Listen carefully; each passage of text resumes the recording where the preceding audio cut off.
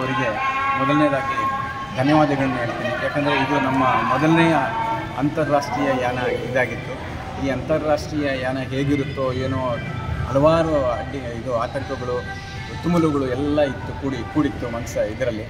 ಆದರೆ ಅದನ್ನೆಲ್ಲ ಕೂಡ ಮೀರಿ ನಾವು ಇಲ್ಲಿಗೆ ಬಂದಾಗ ಯಾವುದೇ ಅಡ್ಡಿ ಆತಂಕಗಳಿಂದ ಎಲ್ಲ ಸಂಪೂರ್ಣವಾಗಿ ನಾವು ಇವತ್ತೊಂಥರ ವಿಜಯವನ್ನು ಸಾಧಿಸಿದ್ದೀವಿ ಅನ್ನೋ ಮಟ್ಟದಲ್ಲಿ ಅನ್ನಿಸ್ತಾ ಇದೆ. ಆಮೇಲೆ ಇದೆಲ್ಲದರ ಜೊತೆಗೆ ಎಲ್ಲರೂ ನಮ್ಮ ಗುಂಪಲ್ಲಿ ಇದ್ದ ಎಲ್ಲ ಟೀಮ್ ಮೇಟ್ಸು ಭಾಳ ಚೆನ್ನಾಗಿದ್ದು ನಮಗೆ.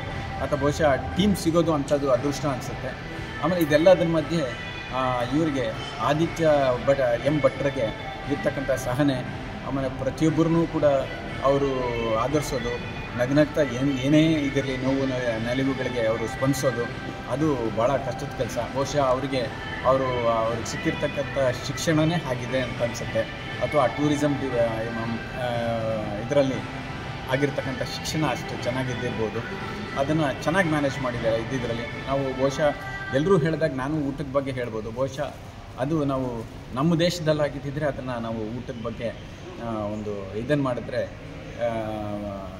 ವಿಮರ್ಶೆ ಮಾಡಿದ್ರೆ ಒಂಥರ ಆಗ್ಬೋದು. ನಾವು ಬೇರೆ ಕಡೆ ಬಂದಾಗ ಹೇಗಿರುತ್ತೋ ಏನೋ, ಅದರಲ್ಲೂ ಕೂಡ ಇರೋದರಲ್ಲಿ ಹೀಗೆ ಇಷ್ಟು ಹೊರಗಡೆ ಬಂದಾಗಲೂ ಕೂಡ ನಮಗೆ ನಾವು ನಮ್ಮ ದೇಶದಲ್ಲೇ ಯಾವುದೋ ಒಂದು ಭಾಗದಲ್ಲಿ ಇದ್ದೀವೇನೋ ಅನ್ನೋ ಮಟ್ಟಕ್ಕೆ ಇರೋ ಹಾಗೆ ನೋಡಿಕೊಂಡ್ರು.